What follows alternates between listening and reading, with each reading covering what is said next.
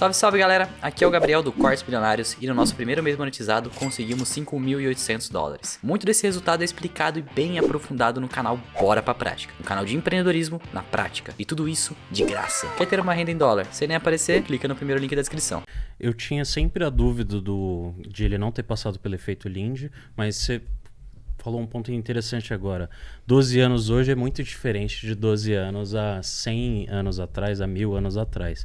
Então faz sentido ser uma moeda que está reverberando aqui e está até hoje. Hoje você aconselha ter quantos por cento em carteira de Bitcoin? Na verdade nem de Bitcoin, né? Se a gente for falar de reserva de valor, que eu acho que é uma funcionalidade legal que a gente tem que ter na carteira, ela vai ser composta por mais ativos além do Bitcoin, né? Sim, sim. Eu acho muito importante pontuar essa parte, né? Se a gente fosse pegar o Bitcoin isolado, ou vamos colocar criptomoedas, é que dentro das criptomoedas o Bitcoin hoje é a principal, né? Responsável pela maior fatia do mercado. Mas quanto menos você entender do assunto, menos você tem que ter. Esse é o ponto. Agora, tem até aquela frase do Buffett, não coloque seu dinheiro naquilo que você não entenda. Com todo respeito ao Buffett, né? Falei com ele hoje no WhatsApp. Brincando, acho que não. Mas com todo respeito ao Buffett, eu discordo dessa frase. E vou concordar com um cara que hoje é um detrator do Bitcoin, que é o Nassim Taleb. Ele defendia, hoje ele fala mal. Mas o Taleb fala que o entendimento é um substituto pobre para a convexidade. Ou seja, o que ele defende, né? Que se você tiver uma coisa muito convexa, o que é o convexo? É aquilo que, se der errado, você perde menos do que pode ganhar se der certo. Que é justamente uma ação, uma criptomoeda. Pode chegar a zero, você perde 100%, mas pode subir 100, 200, 300, 400, 500, 1000, ou muito mais do que isso, foi o que aconteceu com o Bitcoin desde o começo da sua história. Então, como é muito convexo, como é muito convidativo em termos de risco-ganho, você pode ter um pouquinho mesmo não entendendo daquilo. E à medida que você entende mais, você vai tendo mais. Só que eu acho que em criptomoeda, sei lá, uns 5% para uma pessoa já tarimbada no mercado. Se o cara falar para mim, não, tenho muito pouca ação para ter mais criptomoeda, esse percentual pode variar, mas aqui como a gente está falando de exemplo geral, uns 5%. E pensando em reserva de valor, que são aquelas características que a gente falou aqui, né? Escasso, não deteriorável, longo histórico de aceitação, né? Mercado mundial, valor intrínseco.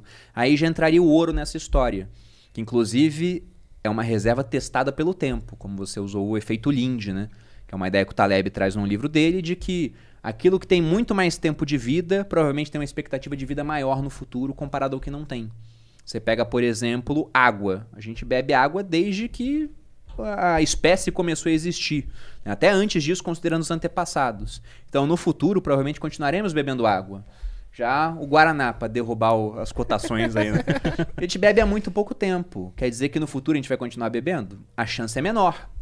Pode ser que daqui a algum tempo o pessoal veja que não há sentido em beber água com açúcar e corante. Né? Pode acontecer. Então, o ouro ele é muito mais reserva de valor do que o Bitcoin. Eu gosto de falar que o Bitcoin é uma provável, né, uma tentativa de reserva de valor. Não poderia falar que ele já é, né, porque falta esse longo histórico, apesar do ponto que a gente colocou aqui. Já o ouro não. O ouro é uma reserva. Então acho que você poderia ter no mínimo 10% da carteira nisso. 5% em ouro, 5% em Bitcoin. Enquanto estivermos nesse ciclo, né, nesse patamar do ciclo econômico, com juros no mundo negativos. O que eu quero dizer com juros negativos? Você pega aqui no Brasil, por exemplo. A Selic está subindo, está em 4,25 agora. Uma estimativa de acabar o ano acima de 6, passada pelo próprio Banco Central. Só que a inflação está em 8.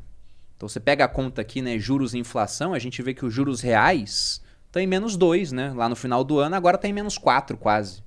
Então nós temos juros negativos aqui, os americanos têm juros negativos lá, inflação mais alta que juros. Na Europa a mesma coisa, no Japão a mesma coisa. Nesse patamar onde compensa menos investir em renda fixa, aí o pessoal pode correr para essas reservas de valor. Mas na hora que a inflação começar a ficar muito alta e que os bancos centrais elevarem os juros acima da inflação, aí todos os ativos de risco começam a sofrer e junto você também tem o sofrimento dessa reserva de valor. Basta pensar lá em 2016, quando você começou a investir. Você tinha um Tesouro Selic pagando 14%. Vai botar dinheiro em ouro que não paga nada?